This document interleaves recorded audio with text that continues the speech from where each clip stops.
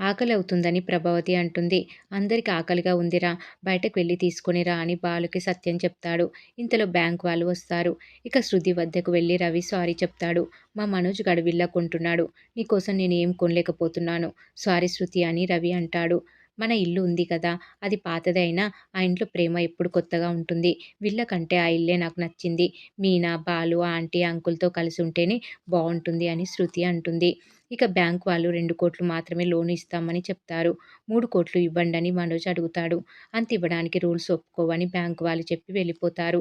ఇక 2,00,00,000 లోన్ ఇస్తారని తెలియడంతో ప్రభావతి గాల్లో తేలిపోతుంది. లోన్ కట్టేటప్పుడు అస్సలు కథ తెలుస్తుందని శృతి అంటుంది. ఏ నా కొడుకు కట్టలేడని అనుకుంటున్నావా అని ప్రభావతి అంటుంది. ఎడమ చేత్తో ఎంతో తేలికగా కట్టిపాడేస్తాడు అని ప్రభావతి చెప్తుంటే సత్యం కోపంగా చూస్తాడు.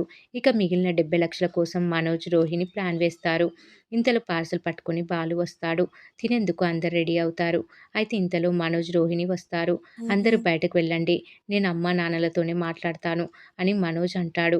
మేం వెళ్ళం. ఏమున్నా అందరి ముందే మాట్లాడాలి అని అందరూ అంటారు. ఇది మంచి విల్లా, మంచి ఆఫర్. బ్యాంకు వాళ్ళు 2,00,00,000 ఇస్తారు. ఇంకో 70,00,000 కావాలి. మన ఇల్లుని అమ్మేద్దాం నాన్న అని మనోజ్ అనడంతో అంతా షాక్ అవుతారు. నువ్వు ఇలాంటి ఫిట్టింగ్ పెడతావని ముందే అనుకున్నాను అని బాలు అంటాడు. ఇది ఎవరి ఐడియా అయినా సరే ఇల్లు అమ్మేది లేదు. మేము ఒప్పుకోమని బాలు, రవి అంటారు.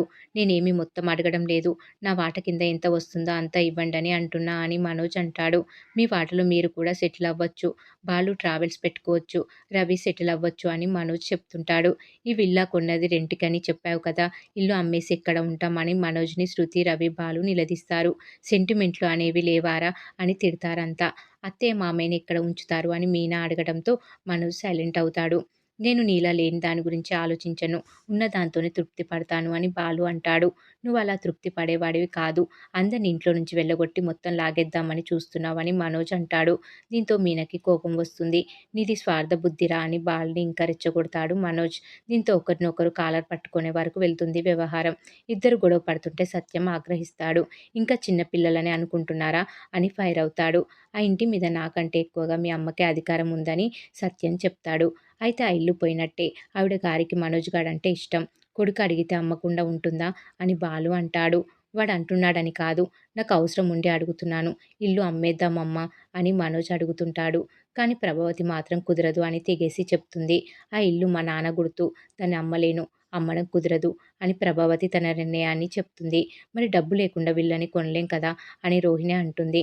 మీ నాన్న ఉన్నాడు కదా అని ప్రభావతి అనడంతో రోహిణి ఒక్కసారిగా షాక్ అవుతుంది. మన కోసమే కదా, ఒక్కసారి అడిగి చూడు రోహిణి అని మనోజ్ అంటాడు. ఇటు తిరిగి అటు తిరిగి నా మెడకి చుట్టుకుందా అని రోహిణి అనుకుంటుంది. పార్లరమ్మ, ఆ డబ్బుని నువ్వు మీ నాన్నని అడుగు అని బాలు అంటాడు. మీ నాన్నని ఇలా అడిగితే అలా ఇచ్చేస్తాడని ప్రభావతి అంటుంది. మీ మలేషియా మామని అయినా అడుగు అని అందరూ బలవంత పెట్టడంతో విద్యకి ఫోన్ చేసి మలేషియా మామతో మాట్లాడుతున్నట్లుగా రోహిణి యాక్ట్ చేస్తుంది. ఏదేమైనా సరే ఇల్లు అమ్మేది లేదు అని చెప్పి వెళ్ళిపోతుంది ప్రభావతి. ఇక రోహిణి ఫోన్ మాట్లాడిన తీరుతో మీనా, బాలుకి అనుమానం వస్తుంది. అంతటితో ఎపిసోడ్ ముగుస్తుంది. మరి మున్ముందు రోహిణి గుట్టుని బాలు, మీనా ఎలా కనిపెడతారో చూడాలి. ఈ వీడియో కనుక మీకు నచ్చినట్లయితే లైక్ చేయండి, షేర్ చేయండి, సబ్స్క్రైబ్ చేయడం మాత్రం మర్చిపోకండి. Please subscribe.